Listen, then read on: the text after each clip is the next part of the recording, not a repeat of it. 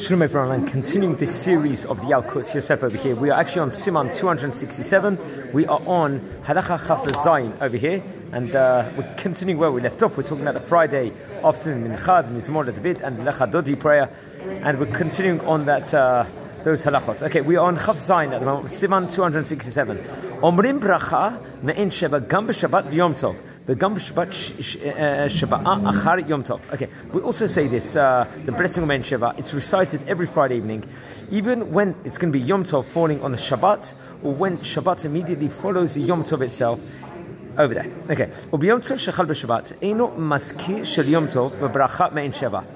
On the Shabbat, okay, and on Yom Tov, when it falls on Shabbat, we do not mention Yom Tov actually specifically per se inside this tefillah of the main Sheva. Ulam le'el Pesach shechal b'Shabbat. Ein omrim bo bracha main Sheva. The safek brachot hakel. Okay, so what's going on over here? In all cases, the text of the blessing includes no mention of Yom Tov. The Shulchan Aruch ruled that when the first night of Pesach falls on Shabbat, the blessing of Me'en Sheva may not be recited, and this is the actual practice over here.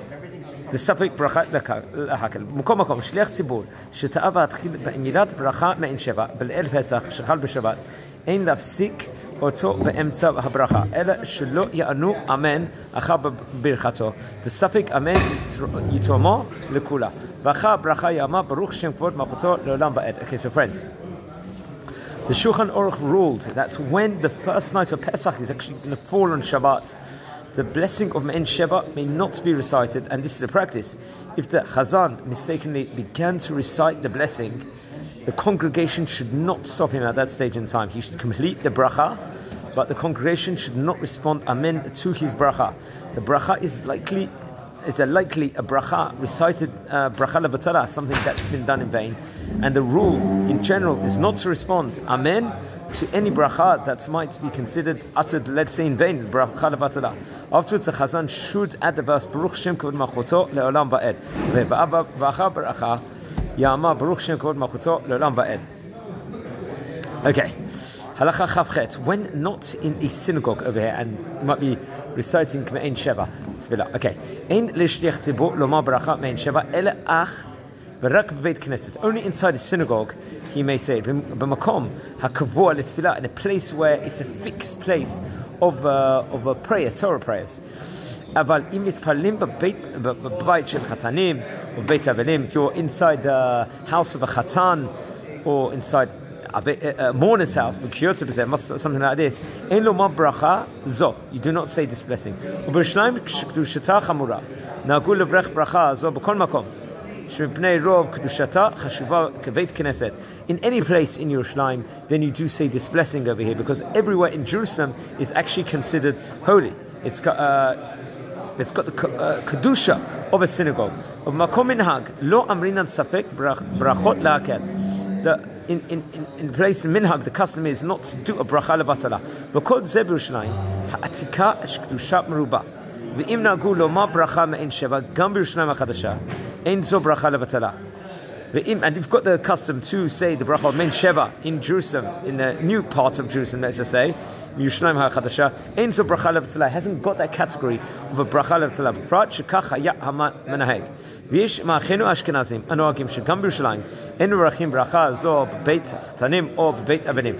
Our brothers, Ashkenazi brothers of ours, they do not have the custom to say inside the blessing. Inside, if you're in the house of Chatan and Akala, a bride and groom, or inside a mourner's house.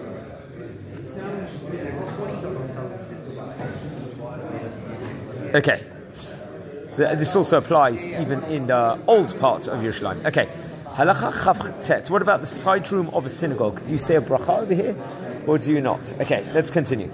כשהציבור מתפלל בליל שבת בבית מדרש, מקום שמתקבצים שם ולומדים בצוותא, יש לומר שם ברכה מאין שבע. Okay. If a group of people are gathered and pray the Friday evening Arvit in a Bet Midrash, where people study Torah throughout the week, the Chazan may recite the blessing of Me'en Sheva over here.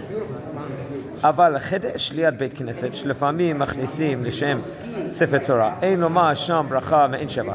אבל בירושלים תיקנו הגיעים לא אומרים בכל מקום וכמבואה. Okay, a group that gathers to pray in a side room of a synagogue may not recite the bracha, even if the group occasionally brings a Sefer Torah into that specific room and is going to read there.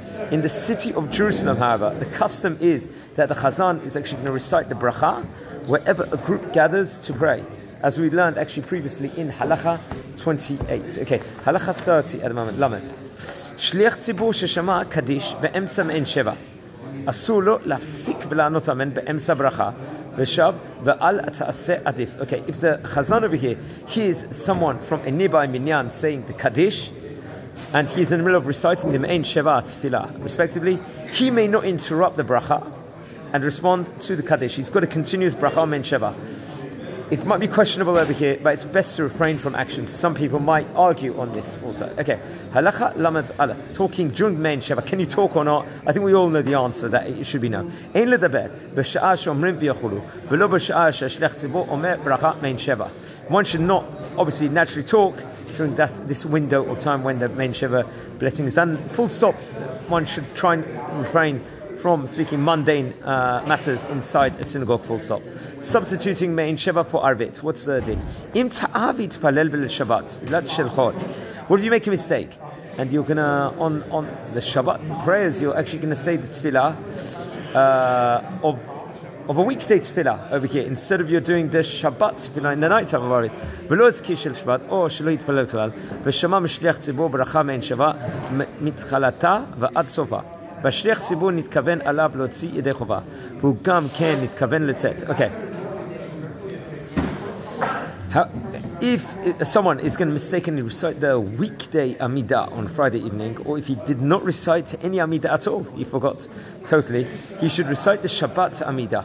However, if one listened intently to every word of the Chazan as he recited the bracha of Me'en Sheva, intending to thereby fulfill his chiyuv, his obligation to pray the Amidah, and the Chazan had in mind to enable him to fulfill this obligation when he recited it, the Shulchan Aruch ruled that he indeed has fulfilled this obligation over here by just listening with intent over here.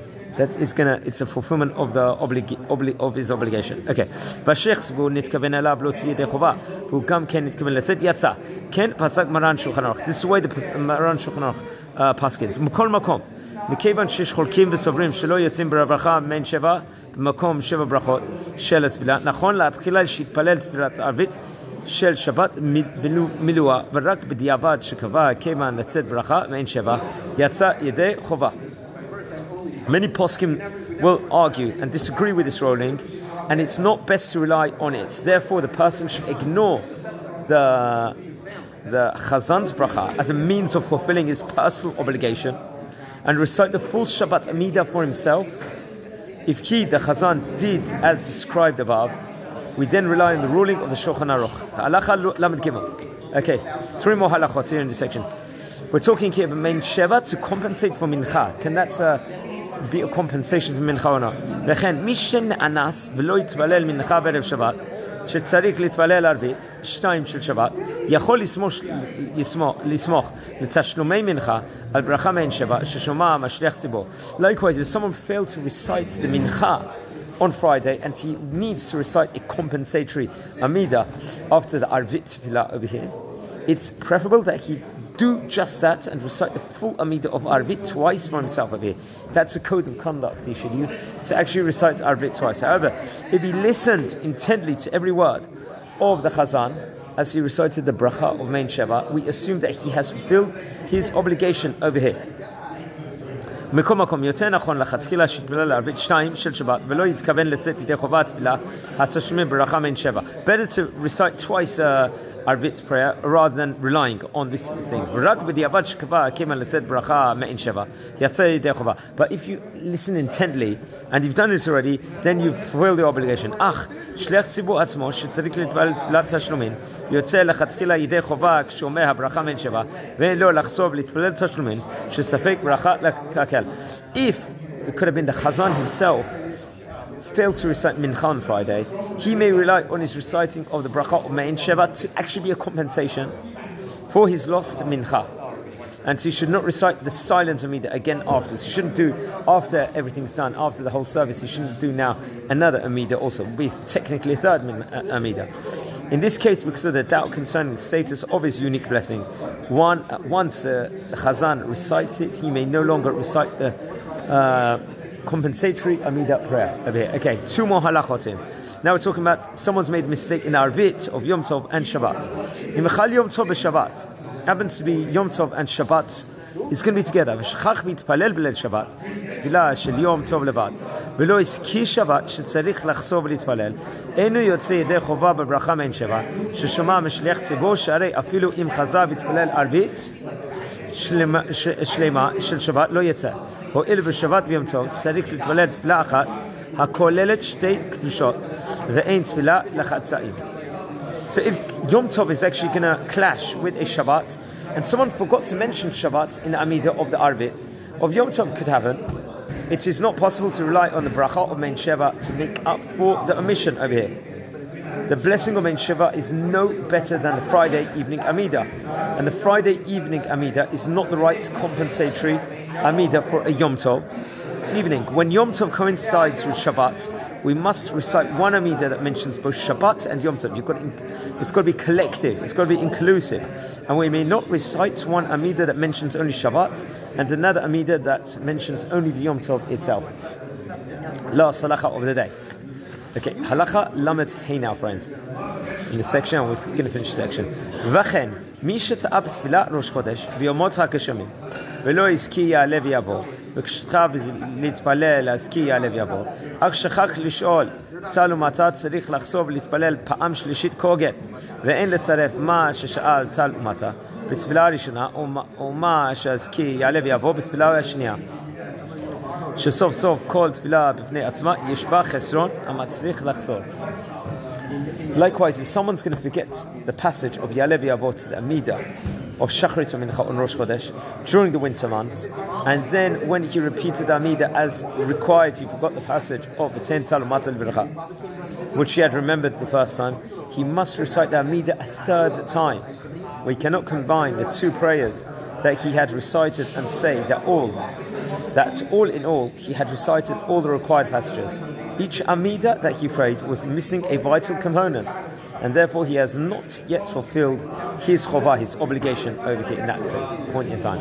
So this is an overview of this. We've finished section Siman 267. We're going to go next to Siman 268. Once again, I'd like to dedicate this Lelun Shmat, Rabbi D's wife and his two daughters, and wishing you all a good day. And please watch over the other videos, smash the like button on everything else, and watch all my other videos I'm doing every single day on all different Torah topics.